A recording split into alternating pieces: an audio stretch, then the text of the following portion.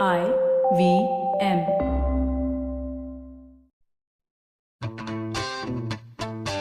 You're listening to Remembering It Differently with Ramya and Rachel, the podcast about how India lived, how we spent, and how we were wooed as consumers since independence. We are your hosts, Ramya Ramamurthy, that's me, and Rachel Lopez, that's me. Listen in to find out how the brands we love and buy have survived, adapted, and thrived, and what it takes to ride out 75 years alongside modern India. So Rachel, thank you so much for co-hosting the show with me. I have known you long before we met because you are a journalist with Hindustan Times and I read your byline. You have an amazing taxi top art project that has traveled the world. And you have the amazingly short but very memorable Worry Wordpecker podcast with IVM. Thank you. And Ramya, I know you through all your business journalism at CNBC, the two fantastic books that you've written, Branded in History and Rebuild, How Indian Brands Overcame Crisis and Emerged Stronger, Better, Wiser. And of course, from your excellent podcast, Feeding 10 Billion, which is with IVM. Thank you. So here's the reason we're doing this podcast, listeners. Why 75 years of brands? Why us? Why this podcast? Now relax. We're not going to go into an existential fugue. It was clear to us very immediately that we're both history buffs. We love Indian history. And this is a landmark year, right? 1947 is the year of independence. This is 75 years since we've been free. And we wanted to do a show that documents the journey of us as a country. But my God, that's just a huge mouthful, isn't it? Because how do we capture everything that went on, how we changed, what we did, etc.? We weren't even around for most of it. And we can rely on personal histories. We can look at books, art, films, all of the stuff from that era and try to piece it all together. But really, Rachel, nothing captures the fine print, the nitty-gritty, the really raw lived-in textures of our lives more than the stories we told ourselves. And just to make it a little more specific, the way we persuaded ourselves to consume products in an era where money was short, time was fleeting, and an entire nation's industry and economy was basically being constructed from scratch by an all-Indian government for the first time. So in that sense, what we bought, what we consumed, what we invested in really tells you what we thought of ourselves. We were buying what was popular at the time and what we thought would endure. And it's not just about the marketing and advertising per se, but it's more about the lives that these products touched and how they were changed by it. yeah, I think if you want to know what 75 years of India have been like, I would say open your wallet, open your purchase history, open your credit card bills, and see what it was that was important for you to think was worth spending your money on. What were we groomed to buy, what we groomed to think was important, and that's really where we are. No gyan, no marketing jargon, just really fun facts, and hopefully a good story. And this time we're talking about jewelry, something I'm very obsessed by and Rachel is mildly repulsed by. But we'll try and find some common path here. We promise you crooks, crocodiles, and diamond dust.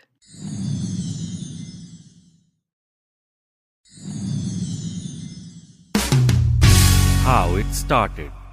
This is the part where we take a snapshot of what India looked like in 1947, right? So the flags going up for the first time, tricolor, yay, tryst with destiny speech. Oh my goodness, no British. Oh my goodness, we're all by ourselves, we're all alone. But what does India really look like jewelry-wise? I don't think too many people have really looked at this kind of a bird's eye view. I don't think they've considered it, no. Yeah, so if you are sort of doing a quick look at jewelry in India in 1947, I want to tell you that we have 1947 because we have jewelry, Ramya. We won our independence on the backs of jewelry. I'll tell you how. During the Quit India movement, during most of the independence movements, when Gandhiji moved from city to city, canvassing, campaigning, spreading the message of the fact that yes, we deserve to be free, this is our country. Of course, he garnered so much support from people in the villages. There was so much political mileage. But what we also needed was money. And so in the rich cities, particularly in places like Bombay and Delhi, which had a large class of very wealthy people, in Bombay especially, there were mill workers, they had their wives. And he would do these huge rallies. Man, I really wanted to have been alive then. But he would do these huge rallies and talk to people in the audience and of course spread his message of Swadeshi, this, that. And then he would make appeals saying, we need people, we need support for our movement, but we also need money. Who can contribute to the freedom movement? And there were women in the audience, women I have to say, who literally took off their jewelry, they took off their gold, their ornaments and things like that, and they just gave it to Gandhiji saying, you know what, I believe in you. This is what's going to fund our independence. And we don't acknowledge it enough. We don't thank Indian jewelry enough. So 1947 jewelry, thank you very much. And once we have independence, right, this is what India looks like. If you want to buy 10 grams of gold, Ramya, since you like jewelry so much, and you're in 1947, how much money do you think you would have to scrounge around for? I'm going to have to say something close to like 100 rupees. Well, close, but even less, because 10 grams of gold in 1947 cost only 88 rupees. Ooh. And given that it is 52,000 rupees today, that's considerably, Yeah. a fair bit cheaper. So if you invested in gold, then you'd be a gazillionaire now. You'd be a gazillionaire now. But I have to mark that 88 rupees was a lot of money. Yeah. Remember? Because we have annas and we are counting things in paise. So to have a whole rupee is wealth. And to have 88 of those whole rupees is a lot as well. And there wasn't very much wealth, of course. And for a lot of families, partition, has ripped families apart. It has uprooted people. You have left your wealth behind. You've left your family ancestral properties behind. All of your businesses are behind. And one of the few things that you can take with you when you're starting a new life across the border is jewelry. So for a lot of families, this is the seed capital for the next journey of the generations. And jewelry then becomes there's a different way to tell this story, because even though there's so many things in India that are starting from scratch, a lot of jewelry stores have still been around. Yeah. A lot of jewelry shops and jewelry brands are already established. They already have a market. They already have a name. The oldest one in India is Gem Palace in Jaipur, that had already been around for close to a century in 1947. It was already 100 years old. Oh my God. Yeah. It had started in 1852 and it still stands in the same location in Jaipur. This other brand, Tribhuvan Das Bhimji Zaveri, which we now know as TBZ, had been around since 1864. Kalyan Jewelers have been around since 1908. Popley has been around since 1927, but of course we knew it as Keval Ram Ghansham Das Popley and Sons, if you remember the radio jingle. That's quite a memory. In Kerala, the jewelry showroom K. Bhima Battar started in 1925. Today we know them as Bhima Jewelers. And if you walked down the lanes just next to Chandni Chowk, the Dariba Kalan area was already 200 years old. It was a huge silver market. It's much more huge now. Bombay had Zaveri Bazaar. There was Bo Bazaar in Calcutta, which was 100 years old. T Nagar in Rangachari Street in Chennai. They are all huge, huge, huge names. So we're already trusting jewelry quite a bit more than we're trusting a new India, right? And it's also a period of scramble. So 1947 means, of course, that we're free, but it also means that the princely states, we have I think 600 at one count of princely states in the country. Big and small, of course, is a very disputed number. But these Nawabs and kings and Rajputs and things like that, they're all thinking, oh, what happens to us now? And it's interesting because they have to give up so much of their titles and things like that, and there's no money. And so there's a huge scramble actually, because so many of these titled people are selling their royal gold and jewelry. So Cartier, Bulgari, Harry Winston and Van Cleef are buying up a lot of jewelry from the princely states, and it's almost like a fire sale. But even then the royals are very superstitious, These purchases take months and months. All the sales are not quite actually legal because you're supposed to give up all your assets to the government. Yeah, it was the national property by then. Yeah. And it's interesting because some of these jewelry houses, right, Cartier that you mentioned, actually became Cartier because they were, these royals were their clients. So it's kind of come full circle where the royals bought jewelry from them and now they had to sell them back. And Cartier made such a profit. Exactly. And, of course, you mentioned the sort of taking off jewelry and handing it over as a form of payment has been known since you read Tinkle comics and, kings in that generation did that. But it was also seed capital in other ways. So, for instance, there's this remarkable story of Ramakrishna Dalmia. Dalmia is a famous sort of surname because they owned cement. They owned, they were former owners of Times of India before the family broke up. Those Dalmias. Very, very rich. But before they got rich, they were quite normal, just like you and me, lower middle class or middle class. They came from Rohtak in Haryana. Apparently, Ramakrishna Dalmia's great-grandfather was quite wealthy, but by the time he grew up, they were basically... The money ran out. Yeah. Money had run out. It was 1930s depression. Even if you were rich, your fortune had probably been wiped out by the depression. So he was 22 when his father died. He had to support his mother, grandmother, 3 sisters and wife in a single room that he had rented for 13 rupees a month. So obviously he wanted to, Let's stop for a minute and think of 13 rupee rents. Wow. Yeah. But he needed to get rich really quickly. He had to get out and sort of make money quickly. So he speculated in silver and lost and suffered a lot of humiliating debts. And he almost became insolvent. And when he was down and out without a rupee to his name, basically he got a telegram from London telling him the market for silver was going to rise. So he had to rush to the bazaar and basically beg friends and associates to buy silver. No one was willing to support him. So he basically took his wife's jewelry, pawned it, and placed the next bet on silver because he knew the market was going to jump. Wow, that's a hell of a risk. I know. And he basically pawned his wife's only remaining ornament for 200 rupees and placed a bet for some 10,000 rupees or something. The silver market basically kept rising. It rose again. He doubled his capital, then he bought more silver, and soon his profits had risen sevenfold. Damn! So all that fabulous wealth came because he was Because the missus decided to give up her jewels. Exactly. He had basically stolen his wife's jewelry. And she basically got it back many times over when he, tried to pay him back. And they basically lived comfortably on 50 rupees a month after that. Wow. They lived comfortably on 50 rupees a month. We Yeah. should all be so lucky. But basically, that was the foundation of a vast sort of industrial real estate empire. And he became one of the 3 largest industrialists of India. And it started with silver. Wow. And it also started with a little bit luck. But for a lot of people, it starts with cunning. Because in the 1950s, and I have a story for you, in the 1950s, in Yemen, the treasury officials are a little kind of confused because their main coin, their currency is called the real, and their main coin is a solid silver real, okay? It's just disappearing from circulation. Like they're minting the stuff, but they can't see it in people's wallets in the bazaar. It's just disappearing. And they're like, what the F is happening? And they're like, how do we figure it out?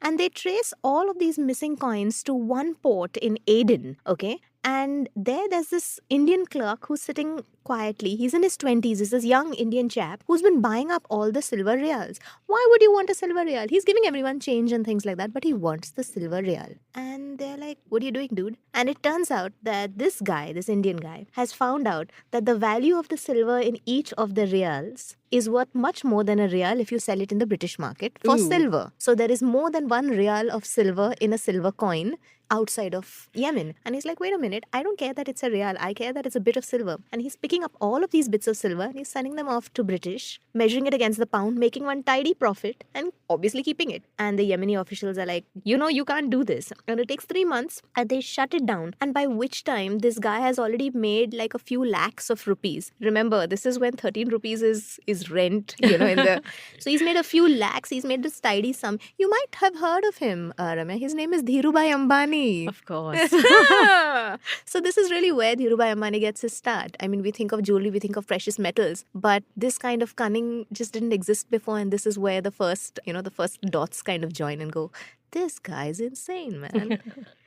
Yeah, so you presume the jewelry episode has a lot of gold and diamond stuff, but we have basically proved that you can make a killing in silver as well. But 60s and 70s is when the heirloom market really takes off because, until now, India has been a young, poor, new country and there isn't that much money to go around. But at this point, you see the concept of the Indian family jeweler come into play, right? Like the princes and the royals might be selling their jewelry, but the middle class is tightening their belts and bootstrapping everything they can. But they're definitely squirreling some money aside for their family jeweler to make few chosen pieces for their daughters when they get married, for their daughter-in-law when she comes into the house. So it's you can see the rise of that market of that middle class family jeweler sort of gold jewelry, diamond jewelry, and also the significance of various metals and precious stones, right? It was seen as a charm or a good luck. It was seen as a way of balancing your horoscope. It was seen as a way of appeasing the 9 gods that ruled over all the constellations, the Navaratnas. Nice. And,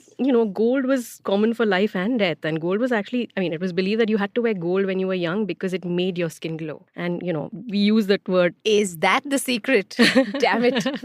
And we use the word glow, gold, as a term of endearment in Tamil, like it's tangam, like it's called, you call a baby that. And it Not was just in Tamil. Oh, mere sona, re sona. Yeah, in every language in India, sona is definitely a term you use for your beloved or for a really dear one. And it was as early as 20th century, we'd have found other uses for things like diamond dust. Apparently, there's a British guy called William Crook, who was a member of the Bengal Civil Service, who wrote in his book that, diamond dust was being used in parts of South India as one of the least painful and most active effective, infallible of all poisons. So imagine the ingenuity to sort of not just think of diamond as, something you sort of flaunt, but it was splintered and then used to murder like officials who were poisoned. So it was like almost like an untraceable crime, I suppose. Wow. So diamonds can save you, but they can also kill you. Yeah.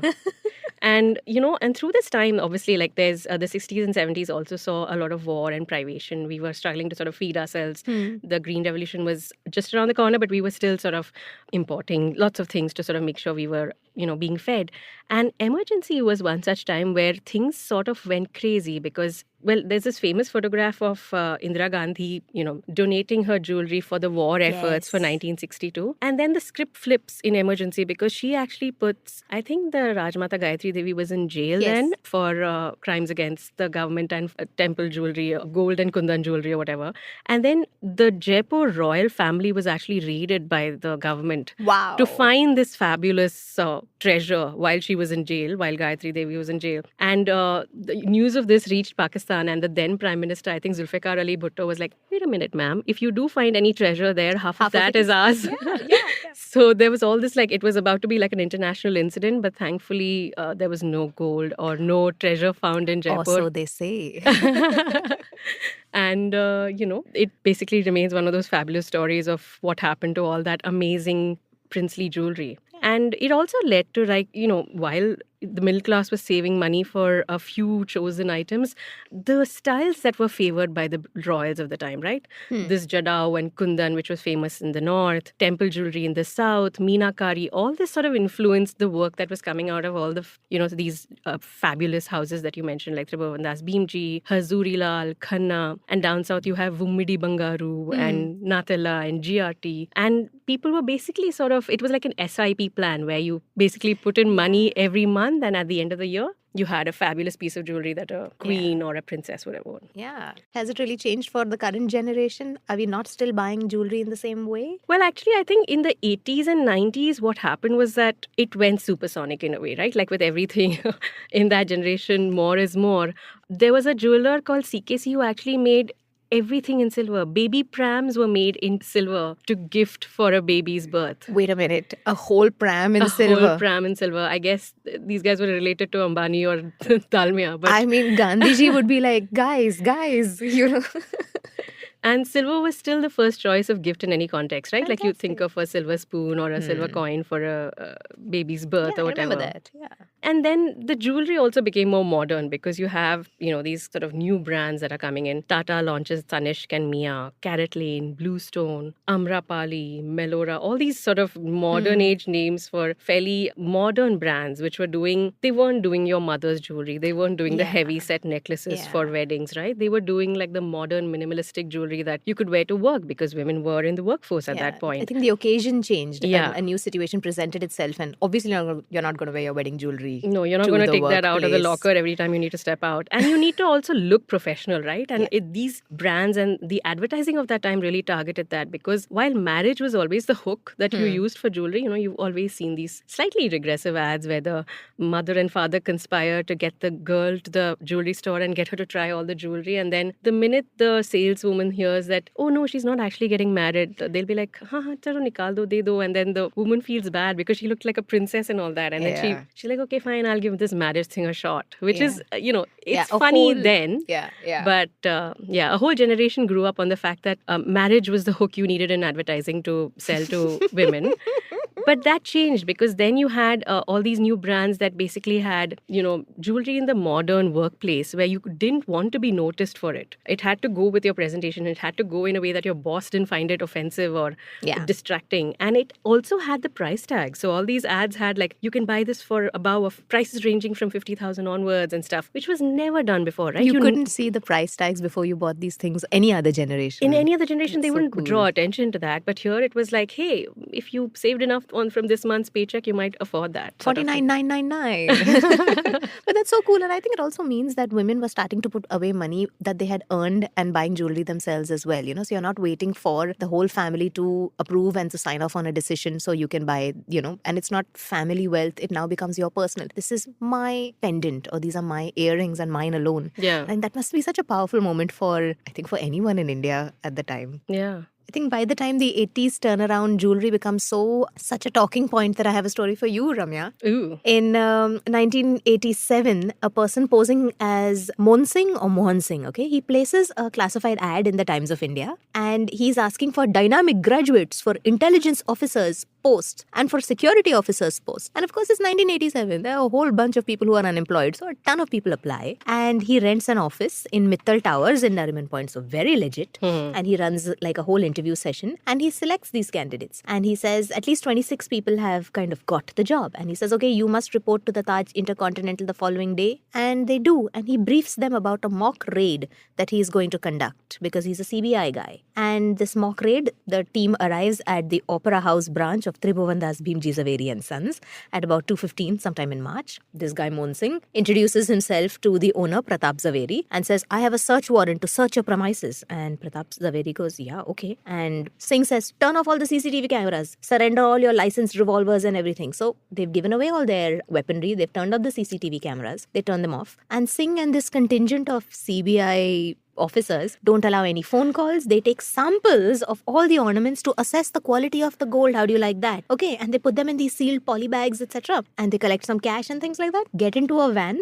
It takes 45 minutes, okay? Puts 2 briefcases worth of samples into the van and makes off. And he asks the others, okay, you keep watch and things like that and we have to supervise another raid. So those guys he had hired have been left high and dry. Pratap Zaveri certainly has been left high and dry. This van has gone off. And I mean, after an hour, Pratap Zaveri is like, wait a minute, isn't this a bit fishy? And so he calls the police station. He calls the Bombay police. And the Bombay police is like, you daft fool. You've been had. What the hell is going wrong with you? And Pratap Zaveri is like, oh shit, what the hell did I do? And of course, there's a huge investigation. The police try to find what Singh has been done, who he is. And they find nothing. They know that he ran away with those briefcases. He took a taxi. He went somewhere. He went to Vile Parle. Then he took an auto. And that's the last that humanity has seemingly ever heard of him. This man manages in broad daylight to go away with 2 briefcases of very fine jewelry in 1987. We haven't figured out who he is yet. Pratap ji, I'm so sorry for you. And Mr. Singh, let's meet for a coffee one day.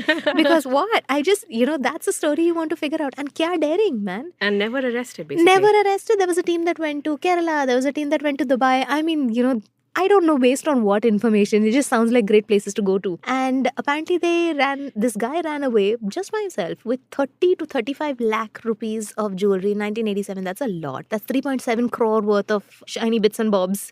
Today? My God. So wait a minute, Rachel. All this happened and this guy never got caught. Never got caught. There have been no arrests in this case so far. And if you are familiar with Hindi cinema and have watched this film called Special 26, the events of my anecdote will seem very familiar because they turned this into a whole film and they've immortalized it on screen. And this guy just made off, Mohan Singh, with 30 to 35 lakhs worth of jewelry at the time. And the value of it now in 2022 is 3.7 crores. So I want to have a cup of coffee with him and say, good job, man. Yeah, tell us how you did it. Where are you? Yeah. And I mean, I'm sure Pratap Zaveri will never be able to live down this story. Yeah. And the 80s have been really such an exciting time for making off with money, right? Because it's the high point of smuggling and, and running away with large sums of money and bringing it in illegally because we have such a license raj still going on. And yeah, and I remember at that point, even all bribes were done with gold bars, right? Like that was like the imagery of all this was a patty of not just cash, but like gold bars. Yeah, man, it's just exciting times. Now we have to just send everything in Bitcoin. So much less romantic. So not fun. But yeah. This is really how it all started. And to find out how it's going, let's get back after the break. Pop up.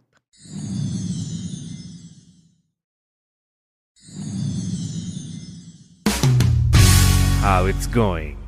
So this is the bit where we tell you about jewelry in India after the year 2000. Much of it might just be familiar to you, but stick with us because there are many facets of India and jewelry. Yeah, like for instance, Indian gem and jewelry market is sized at some $78.5 billion. No, wait, what? $78.5 billion.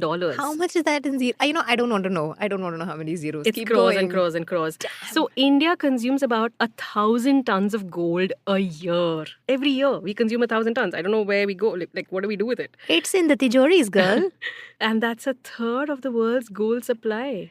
Wow. That's crazy. And of course, while we mentioned jewelry shops now, apart from those fabulous names that you heard, there are 2.5 million such shops in India. And Surprisingly, most of them are still family run. That's And interesting. before you think it's all sort of gold jewelry that's squirreled away in our lockers, apparently it's also used in like religious institutions. Temples in India have about 4,000 tons of gold, apparently. Wow. That's where all the jewelry is going. That's where all the gold is At going. least 4 years worth of jewelry on our temples. And according to the GFMS Gold Survey in 2019, India buys the most gold jewelry in the world Wow. at 136.6 tons, and China is second at 132 tons. So we're outbuying everybody in the world with gold jewelry. When the end of the world comes, we won't have wheat or rice, but we'll definitely have gold to Baby, chew bling, on. bling, bling. Exactly. And funnily enough, when you look at the top 5 brands or top brands of luxury goods today, like Deloitte basically conducted a survey of all the global luxury goods that are around, very few of them are jewelry brands.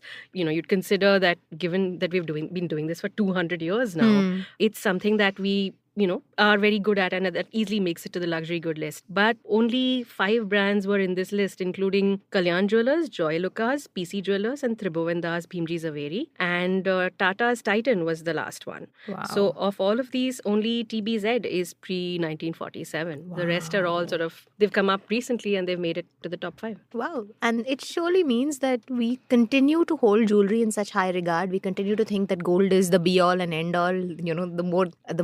The shinier, the better. And it's interesting in the way that 75 years of us scrimping, saving, and thinking something is of value ends up being jewelry and jewelry alone. Yeah, and it's so enduring. And the funny thing is that it was only in 2015 that India's Supreme Court decided that women have an inalienable right to certain property after marriage, and brides, the court said, can lay claim to their stridhan even if they leave their husbands without getting divorced. So basically, this stridhan is like a concept that comes from a text as old as Manu Smriti, and it's all the gold jewelry that's given to the bride, as gifts from their families, and basically it's their life insurance after marriage. And it was only in the year of the Lord 2015 that we recognized that this is actually the woman's property. So Stridhan is less than 10 years old in a country that is 75 years old. Good job, everyone. Yes, exactly. And, it's surprising the ways that sort of the sector evolved post-pandemic as well. There was no emergency restriction placed on jewelry as a sector during this pandemic, especially in the second wave. They were just allowed to function as before.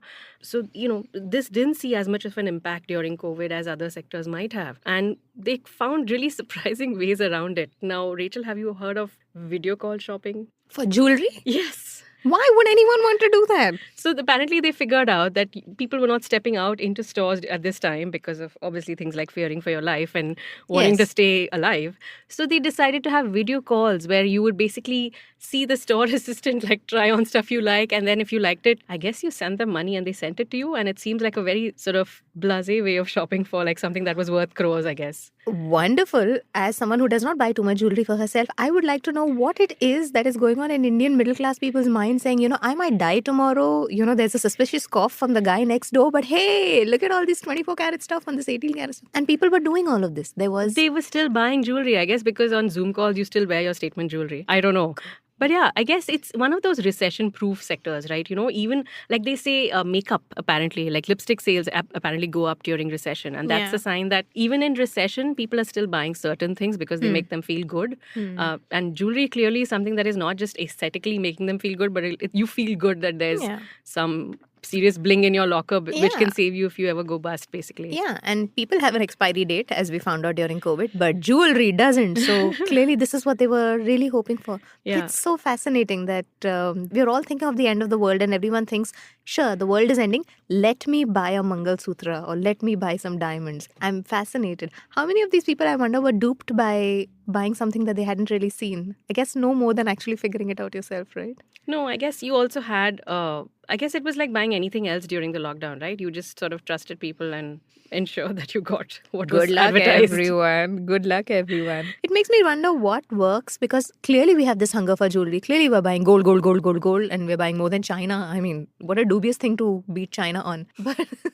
But there are a bunch of things, Ramya, that haven't really worked in the jewelry sector in India. We are not every jewelry or every piece of jewelry all the time or every kind of jewelry all the time. I know that Swarovski, when it started, operations in India started with jewelry. They wanted a Swarovski pendant or some kind of crystal earrings and things like that. Those drop earrings were all over the place. But that didn't work. Nobody really wanted crystal jewelry, and they had to pivot very quickly into doing encrusted things on garments, which is where they found, an untouched sort of market because we had clearly blinged everything in our jewelry box, but there were uncharted territories in terms of the lehenga can be jewelry encrusted and the bag can be jewelry encrusted, and that's where Swarovski really started to shine, unlike in other markets where it is jewelry for jewelry's sake and rather than an adornment on fabric. So that's really not worked in India. I know platinum, I remain skeptical. I know you are on the other side of this argument, but I remain skeptical on who buys platinum and how, because they keep saying that if gold is for your wedding and gold is for the biggest day of your life, wait a minute. Even after the biggest day of your life, there will come one day where you will realize you actually like your spouse.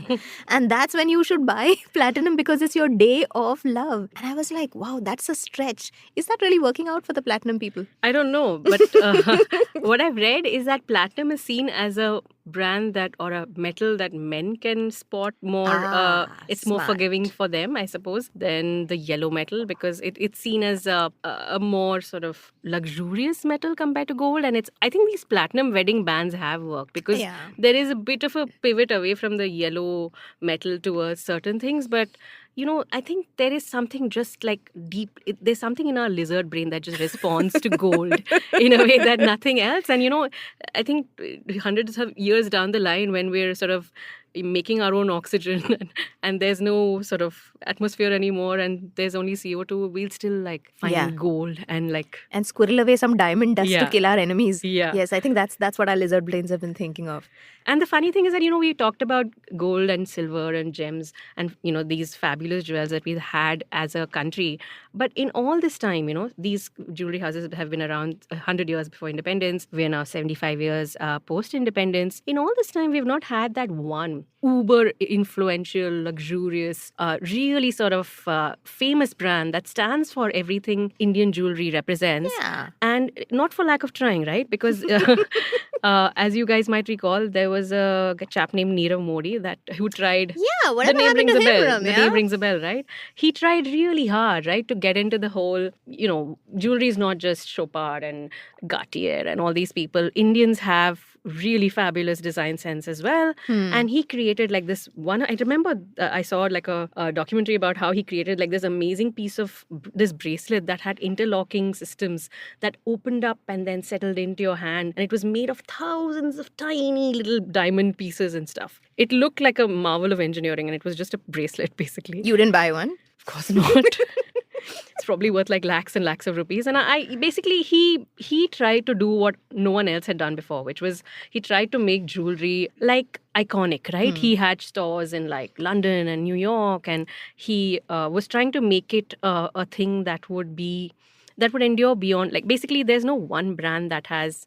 People remember jewelry as the style. They don't remember the brand. Yeah, that's so true. You remember you got temple jewelry in India, you go to Jaipur and you buy silver jewelry, but you don't remember the single brand. Yeah, there's no TBZ style, there's no Hazuri Mal exactly. style. And there's no iconic blue enough. box that a Tiffany will represent.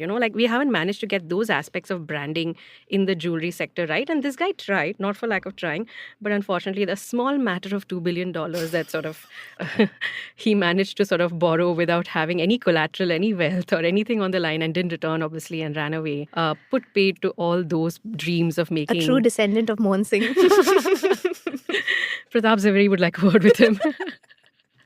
So yeah, unfortunately, that Punjab National Bank scam basically ended all our dreams of having a global brand like Nirav Modi dominate the luxury market. But, things have changed, I think, in jewelry, where today you have smaller brands that are trying to basically create a name for themselves beyond the style, right? They're trying to create a name where you remember the brand because it's doing something that wasn't done before in a way that wasn't done before. And it represents aesthetics rather than trust, like in the previous generations. It represents a certain design-forward approach that is lacking, you might say, so far. Because, one big diamond or gem encrusted necklace is like any other, and you remember an ensemble that a bride wears. You never remember individual pieces so much. And I love that you said one big jewelry encrusted pieces like any other. That is such an Indian thing to say. It's just all polki is the same polki. No, probably not. Probably the more like discerning will know what the difference is. But we haven't managed to say, oh, that's a Sabyasachi jewelry, or that's like I don't have that recall, and I actually love jewelry. So it is a way to sort of say, hey, this is basically jewelry that has been made from ancient coins that are one of a kind. This sort of one of a kind thing we haven't done, and there are some brands doing it now. Like you can find them on Instagram, you can find them online, and they're doing things that are more in line with how you see the sector growing internationally, which is you do small batch items that are handcrafted and luxury, and only you make them, so they're one of a kind. And that is something that is finding favor with buyers as well, right? Because you want to buy something that is not what everybody else is wearing. It's something that's very you, that's your style, and it's something that you can afford. So it's a lot of it is also like taking, cheaper metals like brass or 5 metals and then coating them in silver or in gold. They're not even silver, they're just coated in silver. And it's just that it's an iconic design, and then you want to wear the design rather than wear the metal or the gem. So it's really like a remarkable turnaround from the time when you wore like a Navaratna ring because it protected you from the fate of the stars or whatever. Yeah, and this is probably what they mean when they say, old jewelry really has more value because it's the solid stuff, whereas this is all the plated stuff. So you're much lighter. I don't think you're taken so seriously. It's lighter on your wallet as well. So that is true. That is true. And I would imagine men are also wearing jewelry now more or less so than before, Ramya? I think for a lot of brands are advertising using men. So I'm guessing that it's also directed at men who want to look, I suppose, it's not a very gendered approach to sort of dressing up anymore. Like men want to wear polki buttons as cufflinks or jazz up their Nehru jackets with buttons or whatever. I guess you just play with it more. It's become like what fashion used to be, right? You become more sort of playful with it. It's less rigid in terms of gender. It's a little more gender fluid. Men are wearing jewelry and appearing in sort of ads. So they're also the intended audience, I suppose, although I haven't seen too many men wear jewelry and walk around. But yeah, it's definitely become more about sort of finding things that endure and appeal to either gender. And jewelry really does endure. I think all what we've been discussing since 1947 is we had jewelry before independence. We had it long before independence.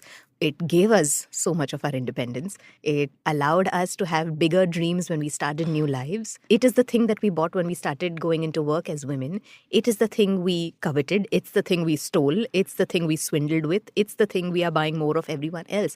And it's really interesting, like how much of our lives in India have been so influenced by jewelry, we don't even understand it. And what accounts for this enduring love of jewelry?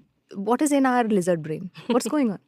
So I have a theory that it's really recession-proof because the prices have not dipped, right? Like you mentioned, 88 rupees to 55,000 rupees. Yeah. Anyone who had even a small amount of gold in their locker, that is the kind of capital that would start an empire today. So it's not just been something that provided seed capital from the time of partition or from the time of the Ambanis and the Almias that we mentioned, or that funded the, the freedom movement.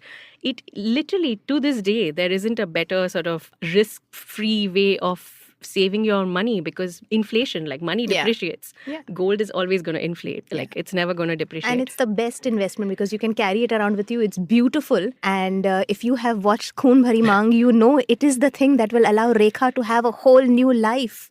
Even though she is a plain-looking girl who Kabir Bedi pushes into a river of crocodiles, she endures and comes back. And all she has with her is, of course, vengeance because Khoon Bhari Maang, and diamond earrings, which she sells, I believe, and goes to the United States and gets plastic surgery and comes back looking like a hottie. And, Khoon Bhari Maang's out her way out of her circumstances. So jewelry really plays a part in ways that we really don't acknowledge enough. So, and if Khoon Bhari Maang was too old a reference for most of you, this same thing repeats itself in Dil Dhadakne Do, right? If you remember, Priyanka Chopra's whole thing is that she's a self-made woman, but how did she make her money? She sold her family jewelry for capital and started her business, and she's very good at it, but the money came from mama and papa, basically. Yeah. So India's freedom, Rekha's freedom, Priyanka Chopra's freedom, your freedom and mine. All funded by jewelry. Yeah. So yeah, PC's hustle paid off. Family jewels are going to fund businesses as long as we can think. And gold prices will keep surging, right? Come inflation, come recession, come war. that's going to stay up. It's never going to go down. And that's why some people actually think like gold coin, like Kruger ants. These are the things that sort of, What are Kruger ants? they're like the South African gold sort of currency that, I don't know if you watch Russian Doll, but the main character in that basically always wants her wealth in Kruger ants because she thinks, she's just escaped the Nazis in Germany, but she Ooh. thinks this is like the form in which It's the gold standard. yeah, it's never going to go. You're never going to lose money if you have it in Kruger ants. What fun. And now, of course, you have digital gold. What is digital?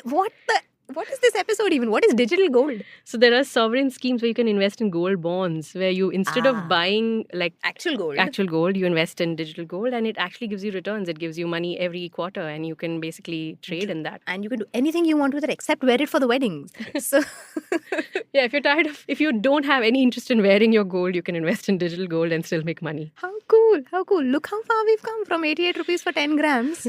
And, princely states frantically selling off their jewelry to us copying their styles and wearing them in ways that we really want and in ways that we really don't want in terms of digital gold.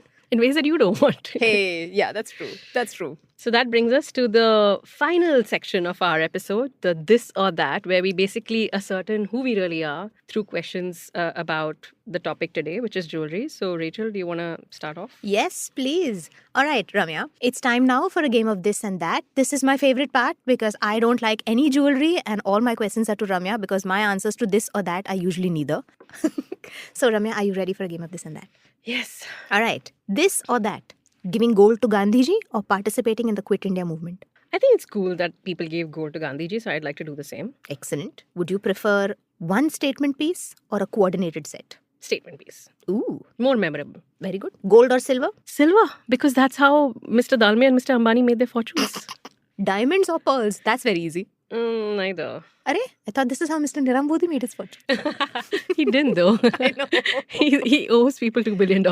Diamonds or pearls? One encrusted and, expanding bracelet. Yeah. No, I think pearls actually. I like pearls. Oh. Family jeweler or that cool thing you saw on Instagram 1 hour ago? Guilty as charged on the Instagram bit. Really? I would have pegged you for a family jeweler girl. Family jeweler to matlab done and dusted, right? Instagram is the new shiny new thing on the horizon. Yeah. Listeners, the untold story is that her answers to most of these things are both. She just doesn't want to pick.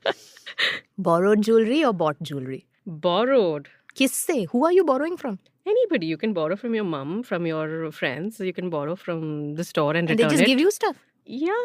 That's the whole idea of borrowing jewelry. Wow, things I'm learning. Jewelry as armor or jewelry as avarnam? Avarnam. I like the name, Avarnam. Avarnam. Yeah. And avarnam means? Basically, Sajdhaj, like it's Right. aesthetic. Very nice. Engagement ring or Mangal Sutra to show that you're married? Neither, please. I don't understand why women have to show that they're married and men get away with one ring. So if women have to wear like the 7 signs of Shringar, the men should have similar 7 signs, and then we'll decide whether it should be engagement ring or Mangal Sutra or toe ring or whatever else. Yeah, I want to see a guy walk down the street like, resplendent in jewelry and saying, he's taken, ladies. Just married. Would you rather break down your grandma's jewelry or wear one giant chunky thing, old school style? Old school, man, they did it really well last. Did you know that my great grandmother gave my dad a ring which was basically the replica of one of the biggest buildings in Chennai? No way. They had such cool, weird things back then. It was just like a building on a gold ring for a guy. Dude, I want Nakatomi Plaza on my ring because I'm a big diehard fan. That's so cool. You've just given me such cool ideas. Would you rather buy gold biscuits or gold bonds? Biscuit or bond? Tough one. I'm going to have to say bond because biscuits are just too like gold smuggler 1980 types. Oh, I'm Catholic. We have a whole ton of biscuits. We have a huge biscuit tradition. Like all my aunts and all, we love gold biscuits. What do you do with them? I don't know, admire them. What else do you do with gold biscuits? At least you can eat real biscuits. What do you do with gold biscuits? Credit Suisse, the Swiss company that issues gold biscuits, realized that for the Indian market, people wanted the biscuit and they wanted the trustworthiness of, a movable unit of gold, but they also wanted to wear it. So just for India, they would introduce the gold biscuits with a loop so you could wear your biscuit as a pendant, my friend. My God. And I have seen women wearing 10 grams, 15 grams of gold on Yeah. their It brings clavicles. a whole new shade of bling to bling. But why not, yeah. And finally, are you bole chudiya or are you jhanjhariya? I'm sorry, but what does Jhanjariya mean? Anklets, apparently. Wow. Just say anklet, no? What is this Jhanjariya and all? But then I can't sing it, no. Okay. Yeah, anklet only. Jhanjariya only. All right, that concludes our episode of India and Jewelry. I hope you enjoyed listening to the various stories we told you. And if you think things went down really differently since 1947, and if you have a jewelry story to tell, please do tell us. We're at the usual IVM addresses. You can get in touch with Rachel at The Greater Bombay on Instagram and Dithering Funambulist on Instagram for Ramya. Wow, well done. There are no follow-up questions for us. We are not entertaining any follow-up questions about her ID. And please do join us for more episodes. We're really looking at unusual ways in which India has evolved since 1947 and the stories that we tell ourselves with the money that we spent and why we spent it. Then let us know. You are listening to Remembering It Differently with Ramya and Rachel. If you liked what you heard, or wait a minute, you remember the last 75 years completely differently, then let us know. Reach out to me, Rachel, on Instagram. I'm at The Greater Bombay.